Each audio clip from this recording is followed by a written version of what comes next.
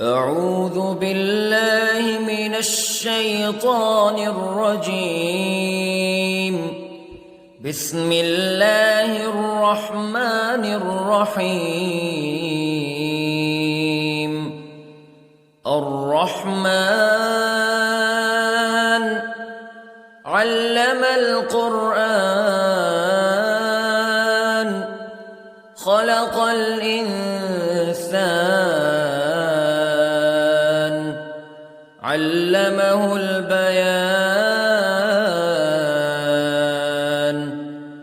الشمس والقمر بحسبان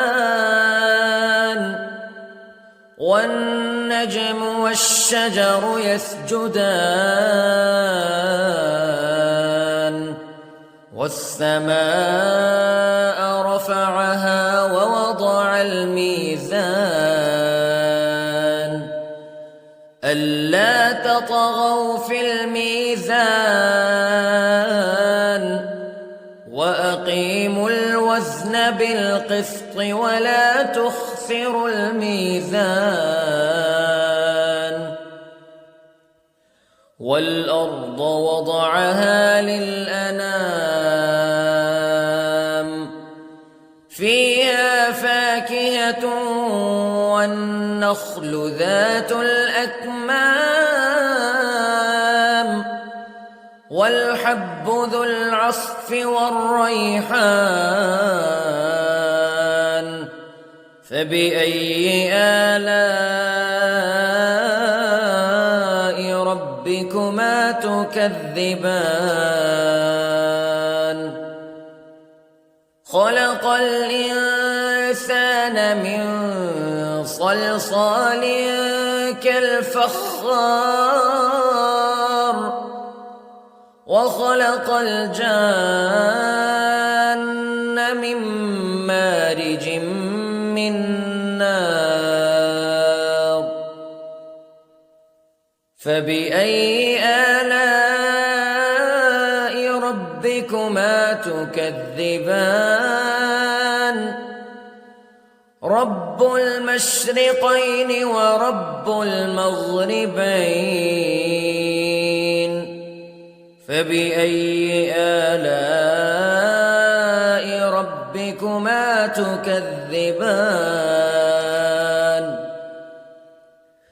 مرج البحرين يلتقيان بينهما برزخ لا يبغيان فبأي آلاء ربكما تكذبان. يخرج منهما اللؤلؤ والمرجان فبأي آلاء ربكما تكذبان. وله الجوار المنشآت في البحر كالأعلام فبأي آلاء ربكما تكذبان. كل من عليها فان ويبقى وجه ربك ذو الجلال والإكرام فبأي آلاء ربكما تكذبان. يسأله من في السماوات والأرض كل يوم هو في شأن فبأي آلاء ربكما تكذبان. سنفرغ لكم أيها الثقلان فبأي آلاء ربكما تكذبان.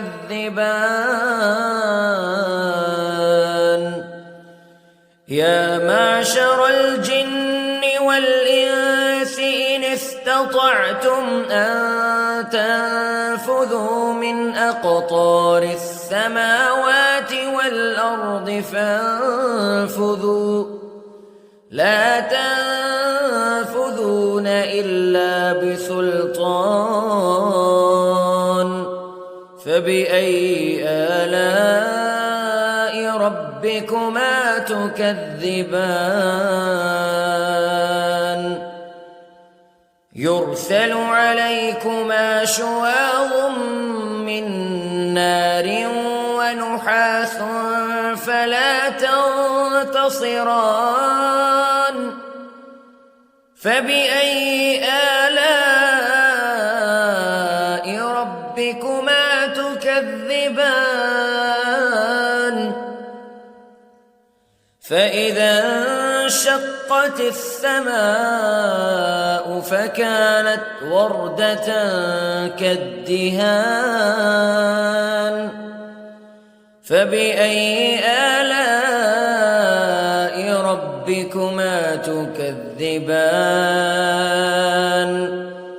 فيومئذ لا يسأل عن ذنبه إنس ولا جان فبأي آلاء ربكما تكذبان يعرف المجرمون بسيماهم فيؤخذ بالنواصي والأقدام فبأي آلاء ربكما تكذبان هذه جهنم التي يكذب بها المجرمون يطوفون بينها وبين حميم آن فبأي آلاء ربكما تكذبان ولمن خاف مقام ربه جنتان فبأي آلاء ربكما تكذبان ذواتا أفنان فبأي آلاء ربكما تكذبان فيهما عينان تجريان فبأي آلاء ربكما تكذبان فيهما من كل فاكهة زوجان فبأي آلاء ربكما تكذبان متكئين على فرش بطائنها من استبرق وجنى الجنتين دان فبأي آلاء ربكما تكذبان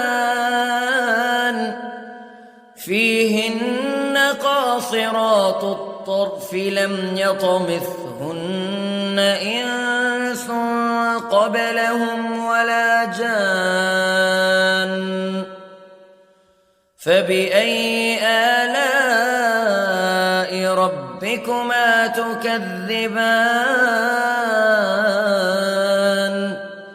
كأنهن الياقوت والمرجان فبأي آلاء ربكما تكذبان هل جزاء الإحسان إلا الإحسان فبأي آلاء ربكما تكذبان ومن دونهما جنتان فبأي آلاء ربكما تكذبان